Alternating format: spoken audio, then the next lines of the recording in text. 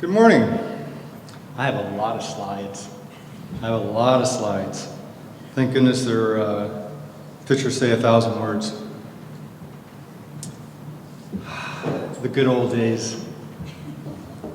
For some of you, they may have been 10 years ago, 20 years ago. Some of them, for some of you, good old days is right now. You guys just aren't aware of it. For me, they started in 1984, about 30 years ago.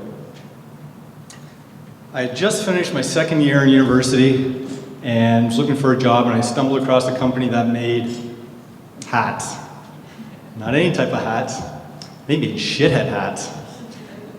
Little peak on the front, had a pile of poop on the peak. It's great. We also made. The ever popular beer hat? These are 30-year-old hats, guys, so they don't work all that well. So I have to do a little bit of clapping with it. And they called these things trinkets and trash. And I was hooked. I was in love. I thought these things were fantastic. So I went back to school and I started selling t-shirts and coffee mugs to a bunch of the students there. A lot of beer steins. All my meetings took place in the pub. It was fantastic. And I started thinking, gee, I wonder if companies buy this type of trinkets and trash. I should look into this. So I went back that summer and started selling to corporations. I quit school after my second year and had a blast until my parents told me to get out of the basement. I had filled a house with trinkets and trash and they had enough. So I started to, actually at this point, I decided I wanted my own company. I had to give it a name. And this was my company. It was going to have my name on it. So I came up with Steve's company, or in short, Stevco Promotions. And my best friend, Greg Fess, he was a photographer. So we got together and I needed a catalog of some sort. So we took that picture and these ones. They're 3x5 pictures, Polaroids. And I actually have them here today. I didn't bring them up here. But that's what I took out to clients. That was my catalog. I was so proud. It was fantastic. And these trinkets and trash were the best. So at this point, my parents were kicking me out of the house, and I said, I don't know where I'm going to go. I don't know what to do. I never stayed in school. How do you get a warehouse? How do you do anything in this industry? Someone suggested I meet a gentleman who was looking to build a sales team. So I went and I saw him. I walked into his company, and I turned the corner, and there it was. It was fascinating. This guy had a showroom. I mean, I had a basement. He had a showroom. It was great. On one wall, he had the best hats. He had a foam front cap with mesh backs. He had all the colors. It was the only style of hat that was available back then, but he had all the colors. On another wall, he had acrylic keychains. The round ones, the square ones, he had both of them, and he had lots of them. He had pens, Bic Clicks, Bic Sticks. He had pens all over the place. They were fantastic. I had never seen so many trinkets and trash, and I was in trinket and trash heaven. It was fantastic. For the next 10 years, I was a trinkets and trash salesman. I went from selling buttons, key tags, anything I could sell. It was fantastic. Times were great. But I still had that ownership, entrepreneurial fire in me. So I left the company along with a client who became a very good friend of mine, Mike Seifert. We started Promotional Elements. And in October 1998, we opened our doors in our new offices, our basements. We lived across the street from each other. In my basement, his basements, our neighbors' basements. We were in everybody's basements. Our staff was our family and our friends. And our basements, they were our warehouses. And what do you do when you get an order for 10,000 pencils? Paying attention, Mark? What do you do when you get an order for 10,000 pencils that the supplier, Mark, recommends that they need to be sharpened because there's a plastic coating on them? And they ship them, Mark, unsharpened. They arrive at your warehouse, your living room, on a Friday, and they're due on the Monday, unsharpened, and in the wrong boxes. What you do is you get a lot of family and friends, and you buy a lot of pencil sharpeners, and you sharpen all weekend. And then you wait for the supplier rep to show up and help box them. That's Mike Hectus down the right-hand corner. And by the way, that was Mike on the very first slide I had up there.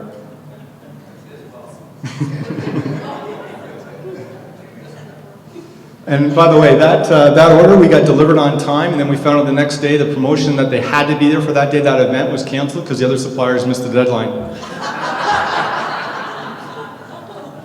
But I'll tell you, I just love this trinket and trash business. I was just overwhelmed. And that day, actually, that was a Monday, we moved into our new offices. We moved out of the houses, moved into our new offices.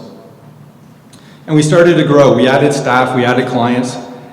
And along the way, we went from a faceless salesman, trinkets and trash salesman, to professional businessmen. We started winning awards. And we were rocking and rolling, moving and shaking. We were having a great time. The industry changed. We had changed. And then it happened. I go to see a client, and he introduces me to a colleague of his, and the colleague says, "Oh, you're one of those trinkets and trash reps." "Yeah, it's me." He says, "You're in that trinkets and trash industry." I said, "Yeah."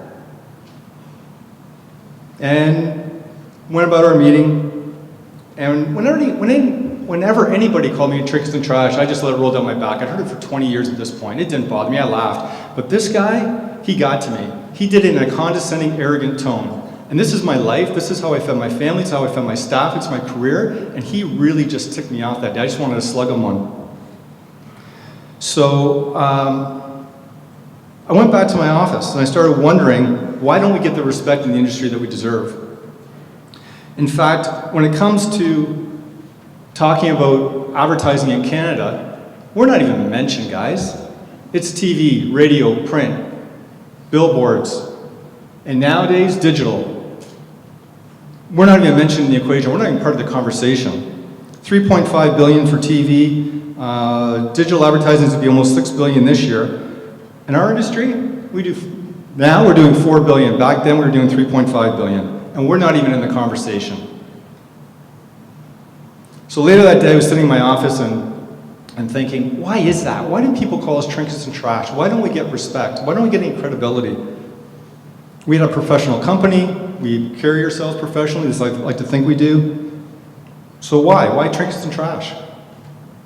And I looked around my office, and I came across two industry publications at the time. Remember, this is back in 2006, or 2004 actually. And I opened them up, and I looked at them, and I thought, there we go. The very publications that represent our industry look like trinkets and trash. This is how we project ourselves to our clients. And at that moment, I decided there's got to be a better way to do this. So for the next 2 years, I learned how to build a magazine. I had focus groups. There's several people in this room that came to the very first focus group I had back in 2004, and we helped build what Marketing Edge is today. So I thank everybody who's there over those several meetings that we did. And in 2006, Marketing Edge hit the streets. The focus was premiums and incentives, and the focus was promotional merchandise. The issues.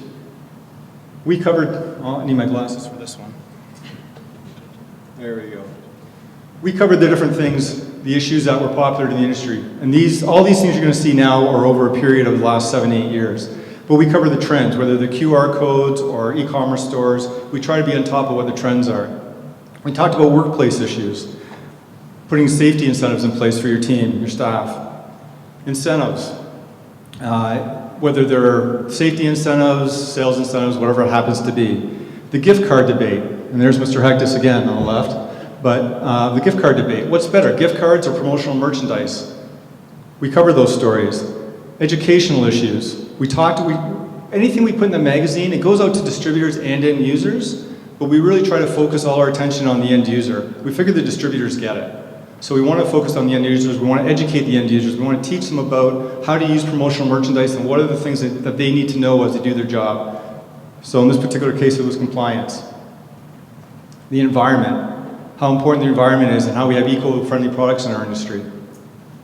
We talked about marketing to Canada's diverse population. It's rapidly changing, and how do we, as marketers, deal with that, and with promotional merchandise and incentives. Fashion. We're a four-season country. We talk about fashion all the time. And every single issue we have some type of fashion. It's either trends, it's styles, it's colors, it's embellishments. We talk about all these things. Product reviews. We get involved with our suppliers. We look at the trends of the products that are coming out that are popular. We do some reviews for them, trying to educate the end users as to what's available and what they should be looking for. We talk about successful promotions, case studies, and we're really hoping in this particular case that our clients just don't read them and go, gee, I can never do that, or that's a great idea, I'll duplicate that. We're hoping that they read between the lines and they understand how other companies have successful promotions and they learn to do them themselves.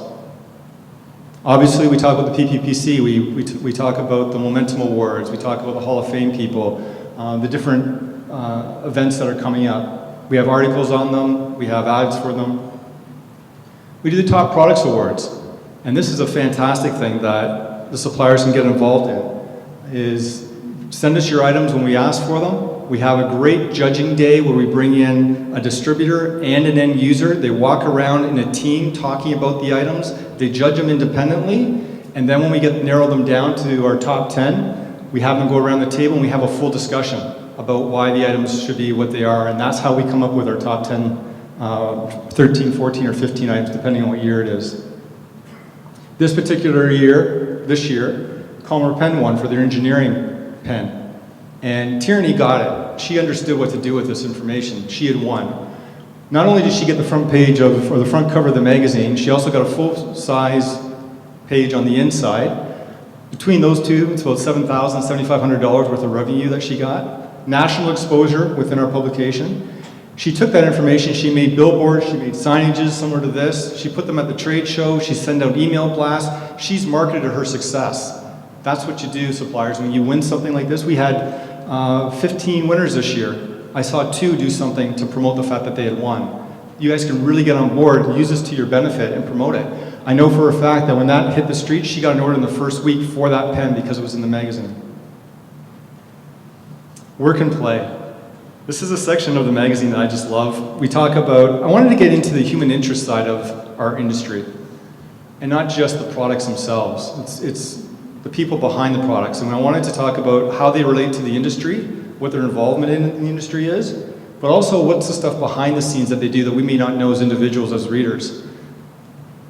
So we talk about them in the sense of human interest. Our suppliers, we have various suppliers throughout.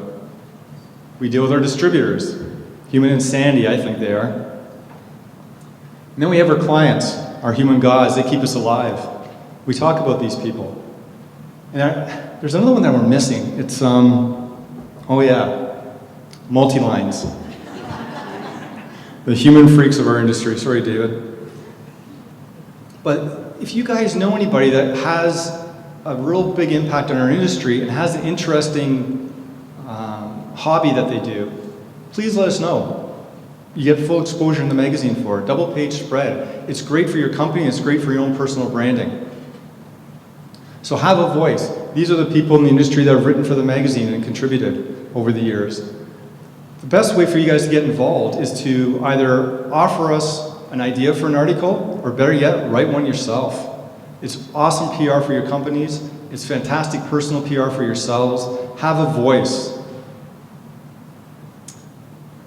That guy I was telling about that took those pictures for me in the early years for me, my best friend Greg Fess, he grew up. He takes pictures like this for us now. This section is anything but trinkets and trash. These are effective promotional products. When they're used properly, they're the best advertising medium there is out there. And we showcase them in unique ways, contrasting ways, and we do it in every single issue, usually 3, 4, or 5 different products.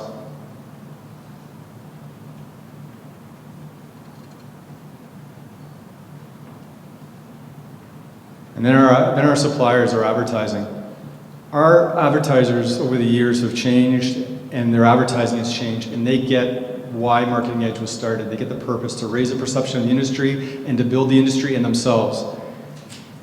They have fantastic advertising. They brand themselves. They're not selling trinkets and trash. If I go back to the magazines of 6, 7, 8 years ago, they were covered in pens, keychains, coffee mugs, shirts, you name it. All the effective things that we do in our industry, but they present them as trinkets and trash. Now our suppliers, they brand themselves. No one's going to look at their ads or go to our magazine and try to buy a single product. That's not the purpose of it. is for our end users to look at it and say, there's something interesting. I want to learn more about that company, and to contact the distributor. Fantastic advertising. Beautiful stuff. Works of art. And what's really cool for me is when I hear success stories about the magazine and about the advertising. Canada Sportswear, that jacket on the second one from the left, I was walking through a trade show and Ron Brownstein was pointing at me to come over to his booth, and I walked over and he says, Steve, I got some good news to tell you. I said, what's up? He says, our custom jacket, that ad that was in your last issue? I said, yeah. He says, we got a call from, I probably shouldn't say the client, it was an end user. So we got a call from an automotive company, and they wanted to buy the jackets direct. And I said, so what'd you do? He said, we told them, thanks for the opportunity, but we don't sell direct. Go back to your distributor, let us know who the distributor is, go back to the distributor, have them call us, and we'll work out something for you. So that distributor called Ron at Canada Sportswear, and Ron got a $35,000 order because of that ad. And I said, that's really cool, I'm glad to hear it, thanks so much. He goes, yeah, but you don't get it. I said, what? He says, for us, it was a $35,000 ad. For that distributor, it was probably a $35,000 job. For the distributor, it was probably a $50,000 or $55,000 job. I said, that's really great. That's awesome. He goes, yeah, but that's not where the story ends. I said, what are you talking about? He says, that distributor, we've tried to get their business and we haven't been able to. With this job, we've been doing jobs for them ever since. So I don't look at this as being a $35,000 job for Canada Sportswear. It's going to be the hundreds of thousands when it's all said and done and we start doing more and more business with this client. And that's great. That's what the purpose of the magazine's for, to educate the end users and to get business for our distributors and for the suppliers in the industry. The one on the right is a Canada blanket. And that ended up being a blanket for Tim Hortons golf tournament, a $90,000 order, because the buyer at Tim Hortons saw it and called the distributor. So people ask me, magazines are out of date, it's all digital technology. Well, true, you can still, but you get the magazines online, we're online. But when it comes down to it, 44% of Canadian business decision makers still read magazines about 3 hours a week. They spend about 37 minutes per issue, and about 64% of business-to-business decision makers read 3 or more business media a month. Magazines are still relevant, guys. They add credibility. When people read in a magazine, it has more credibility than when they read it online for the most part. It drives traffic to your websites. 6 out of 10 people surveyed that read magazines who see an ad say they have gone to supplier websites. Multiple readers, on average, 3.4 readers per issue. They get passed around. They get passed around in offices and you see them all over. Neil Myhan takes them to his shows. They end up at different shows. They end up in different people's boardrooms and they hand them out. So, what can Marketing Edge do for you? It can build your company brand, it can build your personal brand reps. Suppliers, drive distributors and end users to your website. That's what the ads do. Create a call to action on your website. Offer a free subscription to Marketing Edge. Work with us, we'll work with you. If you offer a free subscription, there's been some suppliers that have done that, we see an uptake in our subscriptions right away. Create an email blast saying that you'll receive a free subscription to Marketing Edge magazine courtesy of your company. You send an email blast out as a touch point, then send them a copy of the magazine. Customize your mailing labels. We're just getting into this now, but we're going to make it through variable print. You're going to be able to put, and I don't know if you can see it down there, but actually Sergio, I use you as the sample. Down where the mailing label is, it says compliments of Sergio from Debco. It could be compliments of Debco. It could be compliments of Sergio. Send them to your clients. Let them know the magazine was sent to them from you. It's a gift from you to them. It adds value. And you send out copies and prospect kits. I know distributors that send out quarterly things to their clients and they put the magazine in. We get orders for 200 magazines each quarter from one particular distributor. Sends it out all the time with other things he puts in his kits, other samples and other products. Provide us with a case study. Whether you're a supplier or distributor, you guys are doing great stuff. Share it with the world, share it with the industry. Write a case study for us, or tell us about something you want and we'll write it for you. Write an article. I've got people like Craig Bromberg who had a voice about samples. It was an awesome article that educated the end users about samples aren't that easy. The number of steps that we go through as suppliers and distributors to get a sample is quite a bit. end users didn't get it. A number of people have talked to me since that article went out and went, wow, I never realized it. I never realized what went into getting a simple sample. And suppliers, enter our top awards. For a $25 investment to cover some of our costs, you're getting thousands and thousands of dollars of free exposure if you happen to be one of the winners. So trinkets and trash, my ass. That's not what this industry's about. Marketing Edge started out of passion, out of bitterness. Someone ticked me off, insulted us, insulted our industry, insulted me. I did something about it, and we are not an industry of trinkets and trash. We are an industry of outstanding, effective promotional merchandise. And as far as I'm concerned, it's the best when it comes to targeting a specific audience or demographic. And in fact, we're in the love business. Sometimes when people ask me what business I'm in, I say, I'm in the love business. And they look at me and I say, that jacket you're wearing, I want the logo on it. Where'd you get that? Well, I received that from a supplier of mine. He gave it to me. Oh, nice. Or I got it as a safety award. Great. Do you like that jacket? Oh, I love it. Oh, you love it? We're in the love business. We put smiles on people's faces. Their eyes light up when they get the stuff that we give them. They're not nuts and bolts. They're not trinkets and trash. They're emotional items. They get tied to them. They're jackets or pens. Hats from 30 years ago that I still have. They bring emotion. This guy here, Brian Keast, he's an Ironman athlete. He holds a record, he used to hold the record for 45 to 50-year-olds in his age group in Hawaii. He had heart surgery and went back and did it again a couple years later. So when I sat down with him and talked to him about promotional merchandise, and he had all these medals in his room, on his wall, and his t-shirts and his awards, and I would ask him about a specific event, and he'd go over and grab that medal and he'd look at it, and he relived that event in his mind. He relived the whole race. That medal was an image of something that happened 5, 10, 15 years ago to this guy. Our items, they're not trinkets and trash. For him, they're badges of honor. They mean something, they represent something.